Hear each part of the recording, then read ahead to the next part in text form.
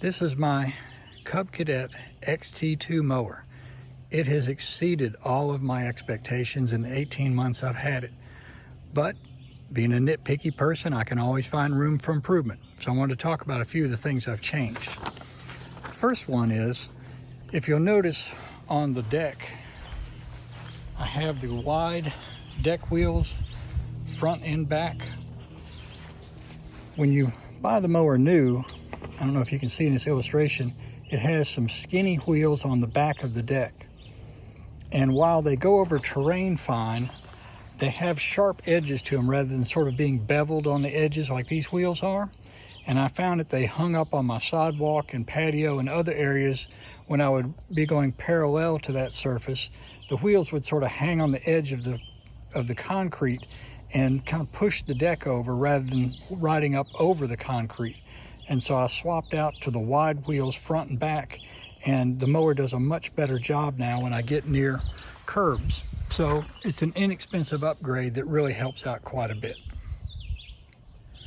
Like all modern mowers, this one has a switch inside the seat that detects whether or not you are in the seat. If you get out of the seat or knocked out of the seat and the engine is running and you're not in park with the blades disengaged, it shuts off the engine. I think that's a worthwhile feature, but I'm a skinny guy. I weigh just over 150 pounds, and if I wasn't sitting dead center in the middle of that seat, the engine would shut off. And I have a very hilly lawn, and sometimes I need to sort of lean one way or the other as I go up and down these slopes to get better traction, and when I'd lean over slightly, the engine would shut off.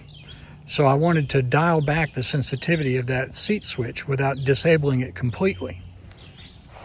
To access the seat switch, you tip the seat forward. You need a 14mm socket to remove this bolt. Unclip this harness right here, the wiring harness. Then pull the lever on the seat release and slide the seat all the way forward until it comes off the tractor. Once you have it off the tractor, I don't know if you can see up in here, there's a small horseshoe-shaped metal clip right here that holds the switch in place. You slide that off, then you squeeze the little tabs on the side of the switch and it comes out from the mower. Once you get the switch out of the mower, you'll see a plunger on top. And when you're seated in the mower, your weight pushes that plunger down. Well, for me, I did not want to disable the switch, but that plunger was just a bit too short. Anytime I would move ever so slightly inside the seat, the engine would shut off. All I did was drill a small hole in the top of that plunger and insert a short sheet metal screw like you see here. And I left it sticking up about this high. So I essentially extended the length on that plunger. Now I can shift my weight slightly from one side to the other. As long as I'm in the seat, the mower keeps running. If I step off the tractor, it shuts off. So I did not disable the safety system. I just made it less sensitive. This is something you may choose to do. If you do, do so at your own risk. I'm not recommending this. I'm just telling you what worked for me. Another safety system on all modern mowers is a switch to keep you from mowing in reverse. You can override this so that you can mow in reverse. You simply have to push in this button each time you start the tractor. Then you can mow in reverse with the blade still running. If you get out of the tractor or shut it off, then you have to reset that switch. As I said earlier, I'm very lightweight, and the yard's a little bumpy and I bounce around in the seat, and sometimes the sensor inside the seat thinks I've gotten out of the seat and shuts the motor off for a moment. And so the engine will stall for a second. I'll get back in position in the seat properly, then the engine resumes running. Every time that happens though, I would have to reset this before I could mow in reverse. Now, that safety system is there for a reason. I'm not encouraging you to disable it. I'm simply telling you what I did. please proceed at your own risk.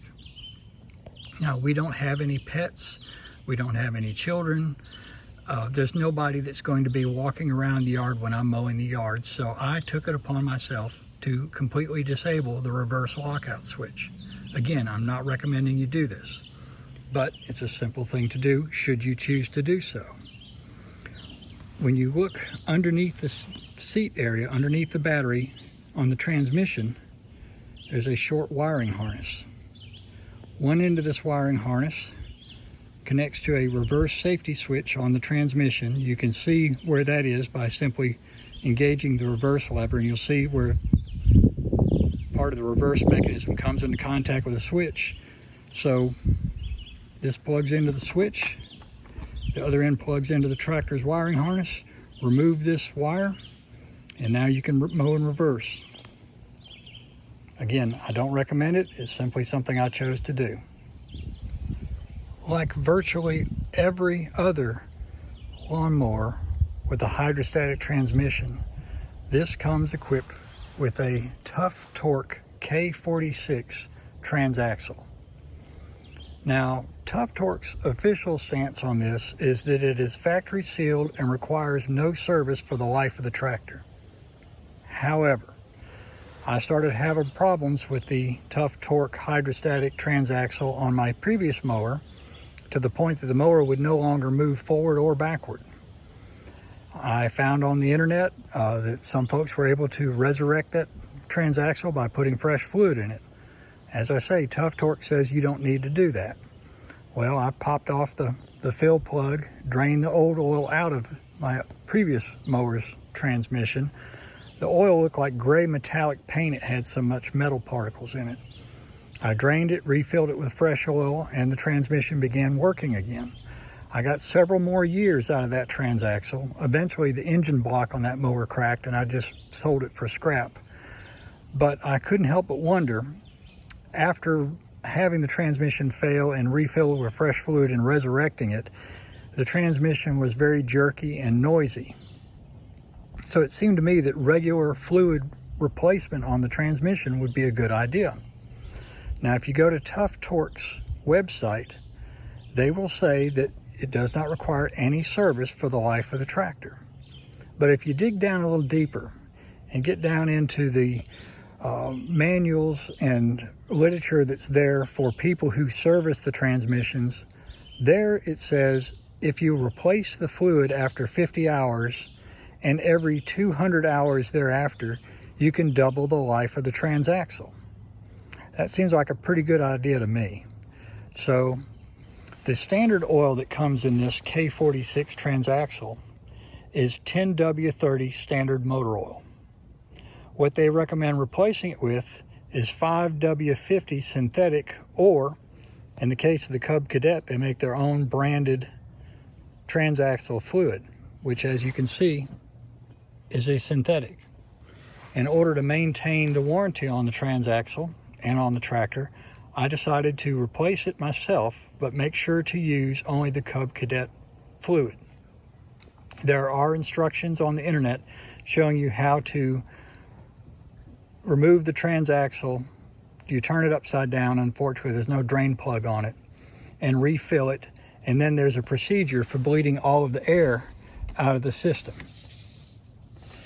So arm yourself with this information and decide if this is something you're comfortable doing. It's not difficult, but do plan on spending an afternoon doing it. When I got to 50 hours of run time on this one, I went ahead and ordered a new transmission fill plug and transmission breather cap. These are things you can get on Amazon.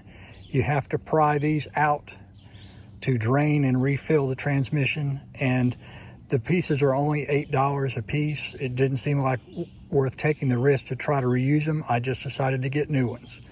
I bought 3 quarts of this fluid from my local Cub Cadet dealer, and it took just a bit over 2 quarts to completely refill the transmission once I got all the air pockets out of it. Now, when you refill the transmission, you put it back in the tractor, you need to drive it around for a while. At first, mine seemed to be just fine, but then reverse quit working. I kept driving it forward, backward, reverse started working again, and then I checked the fluid level and it had gone way down as all the air pockets had been removed from the system. So I filled it once, drove it a while, then refilled it again. And so you may need to check that level once or twice after you've done the change. But it wasn't that difficult to do. It'll be much easier 200 hours from now when I need to do it again. Like I say, TuffTorq says it's not necessary, but I think it's a very good idea to add a lot of life to your hydrostatic transmission. And by the way, a new hydrostatic transmission will set you back about $750 to $800. So doubling the life of that by changing the fluid seems like a no-brainer to me. Another thing I want to talk about is mowing height. For my Bermuda and Zoysia, I like to mow it at just over an inch, somewhere between an inch and an inch and a half height. I find that looks the best and it seems to be good for the grass health. In the fall, when the growing season's sort of drawing to a close and your grass isn't growing that much, but the leaves are starting to drop, I'll raise that height up a little bit. I like to raise it up to about 2.5 inches and leave it that way. Leaving that long dead grass over the winter helps protect the roots from freezing. Then come spring, I move all 4 of the gauge wheels on the mowing deck upwards and mow as low as I possibly can, about 1/2 inch, and give the yard a good scalp in the spring as soon as I see green starting to emerge to get rid of all that dead grass. I also bag at that time, so I remove all of that dead grass from the lawn, give the new grass more sunlight and give it a chance to grow.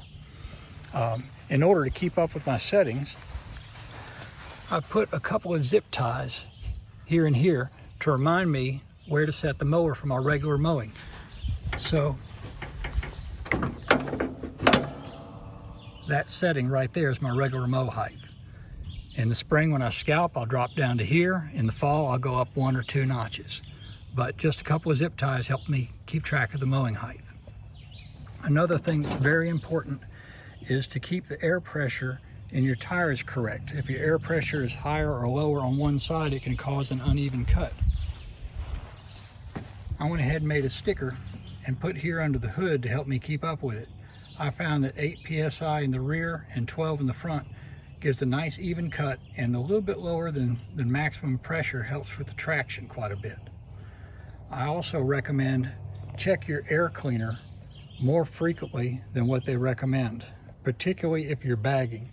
When I'm bagging clippings in the spring and bagging leaves in the fall, I like to pop that cover off and blow the debris off the pre-filter after every use. You'd be surprised how much that accumulates. Oil changes are very easy because they provide a quick release drain plug right here. This works great. I did have a minor oil leak here where the adapter threads into the block.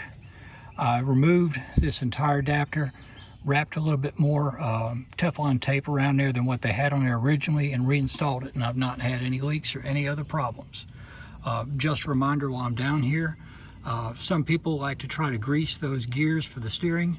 Do not grease them. They are not intended to be lubricated. If you put grease on that, it's only going to attract dirt and grime and wear the gears out faster. They're meant to be dry. Don't grease them.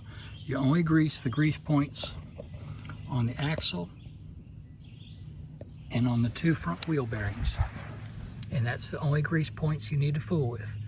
Do that, change your engine oil, change your hydrostatic transmission fluid at 50 hours and then every 200 hours thereafter, and the mower will last a long time. If you have found this information helpful, please like and subscribe to my channel. I hope to be doing more videos soon. As I mentioned earlier, if you choose to make changes or adaptations to the safety systems on the mower, please do so at your own risk. Thank you very much.